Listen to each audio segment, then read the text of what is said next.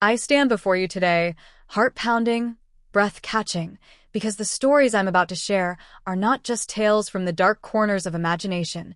They are real, they are haunting, and they still follow me into my dreams and into the quiet moments at night when shadows stretch across the walls.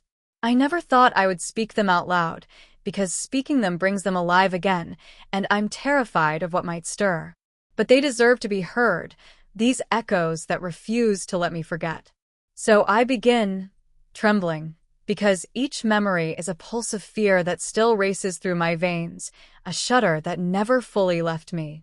The first incident happened on a rainy night that felt endless, when the sky refused to release its tears and the road glistened, like a slick mirror beneath my tires. I was on a long solo drive, miles from home, chasing the dim light of a pit stop sign that promised warmth, coffee, maybe even human conversation. I pulled in, boots soaked, jacket caked with cold rain, and I could feel the flickering fluorescent lights of the convenience store through the windshield, giving off a sickly green glow that made the world inside the store feel unreal. I climbed out, my boots sloshing, and the instant I opened the door, the heater breathed warm air, heavy with the smell of stale coffee and something else. Something stale and sour. I paused, scanning the store. It was empty, silent except for the low hum of the fridge motors and the dripping of water from my sleeves. The clerk was nowhere to be seen. I called quietly, nearly whispering, asking if someone was there. Silence. Then I heard a soft step, like a shoe grazing the linoleum, coming closer but always staying just out of view behind the tall racks of chips. My heart thudded, throat dry, and I started walking slower, edging toward the front counter, the only place where a person might appear. I fumbled for the light switch behind the counter. The overhead light flickered as I turned it on and off, and with each flick, the store felt like a different shape. A flash showed me a pale face peering around the corner, sunken eyes, hollow, and reflecting the light in a way that froze my blood. I tried to say hello, but only a croak came out. The figure stepped into the light fully. The clerk looked gaunt, wearing an old, yellowed uniform shirt that might have been his only one. His eyes, they were empty, like glass marbles turned lifeless. He said nothing, just stared. My senses screamed, run. But I was glued. Then that sour odor intensified, and I noted the deep bruise of purple discoloration under his jaw, a swelling that pulsed in time with his breath. It was infected-looking, festering, a wound that shouldn't have been ignored, yet he stood there, not moving. My throat seized. I darted out, not looking back, my eyes stinging from the cold rain hitting my tears, and I never stopped until I was back on the road, speedometer rattling past every safe limit. I never saw that pit stop again, and I still can't get the image of that face, the swollen bruise, the vacant stare, out of my mind. The memory wakes me in the dark sometimes, and I know I can't run from that face, not even in sleep, because it came from a place I trusted to be safe, and now I don't trust any of it. The second time, the setting was different, but the feeling was the same feral grip on my soul that made it impossible to breathe. It was the afternoon, sun hanging low but bright, and a pit stop I thought would be quick. I needed fuel, coffee, and maybe a snack. The sign welcomed me, white letters on the blue board flickering one by one. I pulled in, parked, and stepped inside, shaking off the heat. The clerk was real, smiling, handing me coffee and a packaged pastry. I told myself this one is normal. I paid, and I glanced inside the glass front refrigerator for a soda. That's when I noticed something odd through the half-open door's reflection. Behind me, reflected in the glass, stood a man in the window beside the entrance. He held a child. The child's face was buried in his chest, clinging, whimpering, or maybe it was quiet. The reflection didn't clarify, but I felt the weight of it, the fear, the need. I turned around immediately, but there was no one there. Only the clerk. Confused, I asked softly if anyone had just come in with a child. He shook his head, brows knitting in concern. "No one but you," he said. I wanted to believe him, so I did. I forced a laugh and grabbed my soda and coffee.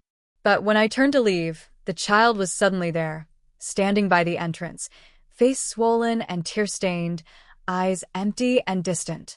I swear I saw the reflection again, a distant echo, a ghost. I froze. The clerk's words echoed, "You're the only one who's been here." The child didn't move, didn't cry. Then, almost slickly, it slid backward, dissolving into the shadows behind the door. I ran, coffee forgotten, a squealing of tires marking my escape. Weeks later, I looked for that pit stop online, hoping to find anything, any mention of a missing child, an accident, something. There was nothing. And the reflection, not the real child, but that pale presence behind me in the glass. Why hadn't I seen it in the store if it had been truly behind me? I still don't know. That pit stop didn't exist in any records.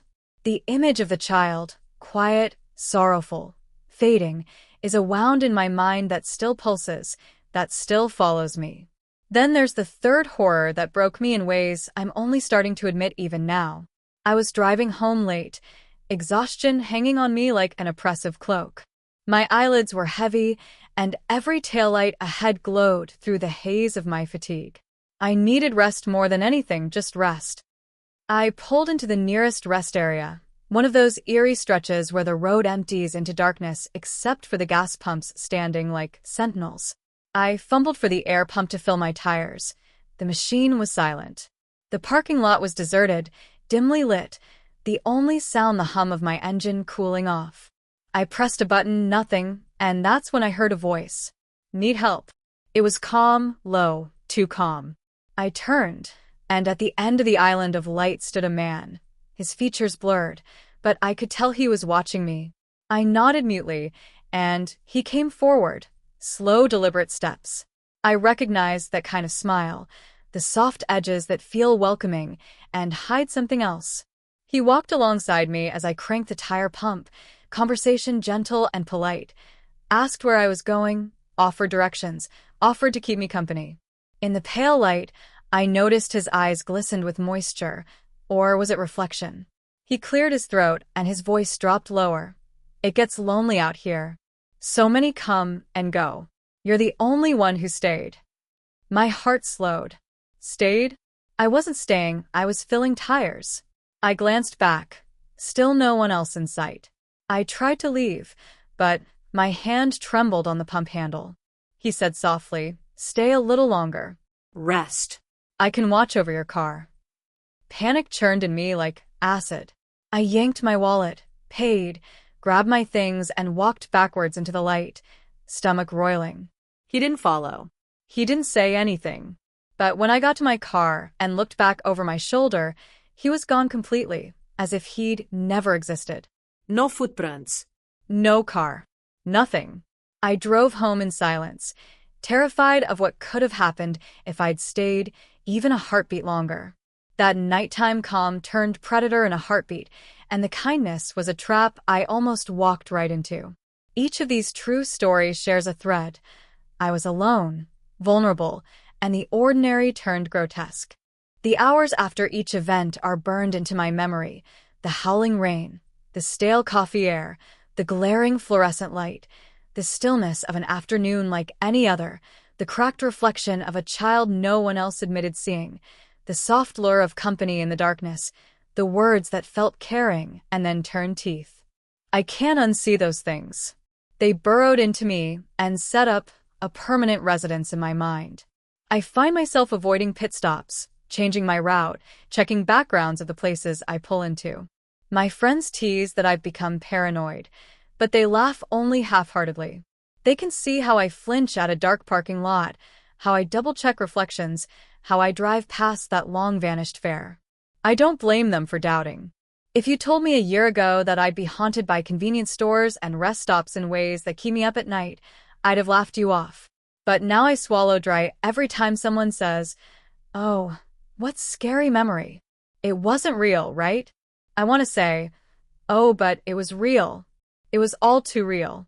Sometimes at night, I dream of that clerk's swollen bruise and his lifeless eyes behind the counter. Only now he's leaning forward, voice raspy. "You came back." And there's no escape. Or I see that child again, pressed to a window, faintly crying, reaching inside. Sometimes I wake, chest heaving, drenched in sweat, heart like a hammer.